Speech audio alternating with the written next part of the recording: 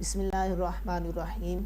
شانی voice کا محترم ناظرین، السلام علیکم ورحمۃ اللہ وبرکاتہ۔ قرآن لرننگ کورس کے لیکچر نمبر 17 میں آپ کو خوش آمدید کہتا ہوں۔ سبق نمبر 6 کو آج ہم دیکھیں گے۔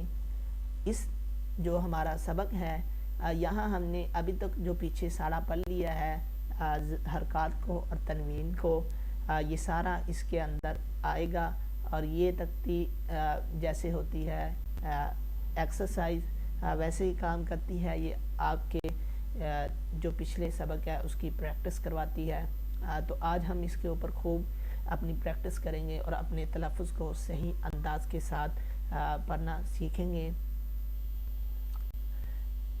سبق کو سٹارٹ کرتا ہوں۔ اعوذ باللہ من الشیطان الرجیم، بسم اللہ الرحمن الرحیم۔ اب اس کے اوپر کچھ لکھا ہوا ہے کہ اس سبق کو ہجے اور رواں دونوں طریقوں سے پڑھیں، اور ہجے اور رواں کیا چیز ہوتی ہے یہ پہلے ہی آپ کو بتا چکا ہوں۔ حرکات، تنوین اور تمام حروف بالخصوص حروف مستعلیہ کی درست ادائیگی کا خیال رکھیں۔ حروف مستعلیہ کیا ہے؟ حروف مستعلیہ کون سے حرف ہیں یہ آپ کے اوپر چھوڑ رہا ہوں۔ آپ اس کو اگر یاد ہے تو ایک مرتبہ ذہن میں دہرا لیں، اگر نہیں تو جا کر پیچھے کائنڈلی دیکھ لیں کہ حروف مستعلیہ کیا ہے، اس کو کس طرح پڑھتے ہیں۔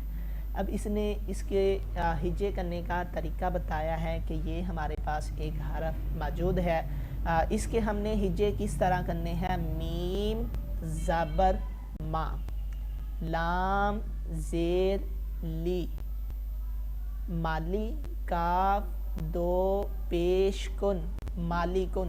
اب یہاں پر میں آپ کو اپنے لفظوں میں بتا دیتا ہوں کہ آپ نے اس کو چین بائی چین پڑھنا ہے، یعنی آپ نے ایک حرف کو جب پڑھ لینا ہے، جب آپ نے دوسرے حرف کو ادا کرنا ہے تو آپ نے دوسرے حرف کو پیچھے والے حرف کے ساتھ ملانا ہے۔ جب آپ نے پھر دوبارہ تیسرے حرف کو پڑھنا ہے، پھر آپ نے پیچھے والے دونوں حرف سے ملانا ہے۔ اسی طرح جب آپ چوتھے حرف کو پڑھیں گے، پھر آپ پچھلے تینوں حرف کو ساتھ لے کر چلیں گے۔ اس طرح آپ نے ان کو ادا کرنا ہے۔